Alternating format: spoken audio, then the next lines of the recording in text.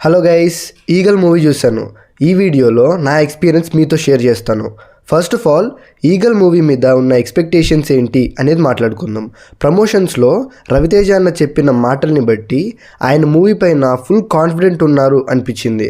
చాలాసార్లు మూవీ మంచి రిజల్ట్ తీసుకొస్తుంది అనే నమ్మకం నాకుంది అని ఆయన చెప్పారు. సో ఆడియన్స్కి అయితే ఒక నమ్మకం వచ్చింది, this movie is going to do something అని. ఫుల్ హైప్తో వెళ్ళి మూవీ చూసాం. ఆ హైప్కి తగిన అవుట్పుట్ ఇచ్చిందా మూవీ అంటే నేనైతే నో అనే చెప్తాను. మూవీలో టీం పెట్టిన ఎఫర్ట్ కనపడుతుంది. కథను నమ్మి మంచి ఎఫర్ట్స్ పెట్టి తీశారు. వాళ్ళ ఎఫర్ట్ స్క్రీన్ పైన కనపడుతుంది.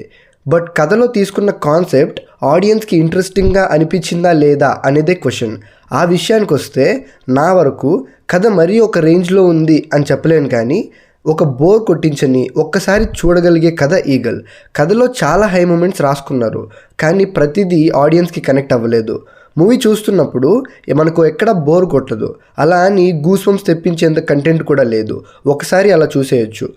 కథను నరేట్ చేయడంలో మాత్రం ఏ కంప్లైంట్స్ లేవు. టూ మెనీ నరేటర్స్ ఉంటారు, నరేషన్స్ ఉంటాయి. ఎక్కడ డిస్కనెక్ట్ అవ్వకుండా కథను చెప్పారు. అనుకున్న స్టోరీని కరెక్ట్గానే చెప్పారు.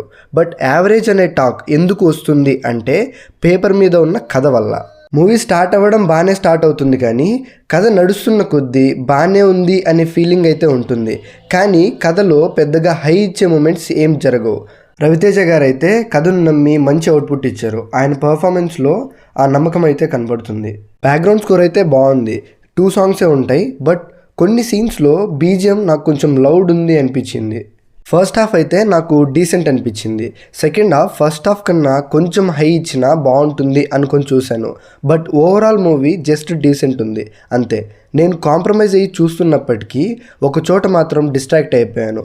క్లైమాక్స్ వరకు ఆడియన్స్ చూడాలి అంటే ఆ క్యూరియాసిటీని బిల్డ్ చేయాలి. బట్ ఈగల్ విషయంలో ఆ క్లైమాక్సే కొంచెం తేడా కొట్టింది. నిజంగా ఒక్కోసారి లాజిక్స్ లేని పనులు చేస్తూ ఉంటాడు ఈగల్. ఆ లాజిక్స్ని వదిలేస్తే చూడొచ్చు, బట్ పట్టించుకుంటే మాత్రం నవ్వు వచ్చేస్తుంది. మూవీ మొత్తం అయిపోయాక పార్ట్ 2 అన్నారు. సరేలే అనుకొని వచ్చేసాను. పార్ట్ 2కి యాంటిసిపేషన్ రావడానికి ఛాన్సెస్ చాలా తక్కువ ఉన్నాయి. చూడాలి. ఫైనల్గా నాకైతే ఈగల్ ఒక యావరేజ్ సినిమా అనిపించింది. మీరు మూవీ చూస్తుంటే మీ ఎక్స్పీరియన్స్ కూడా కామెంట్ సెక్షన్లో మెన్షన్ చేయండి. Meet you with another video. By.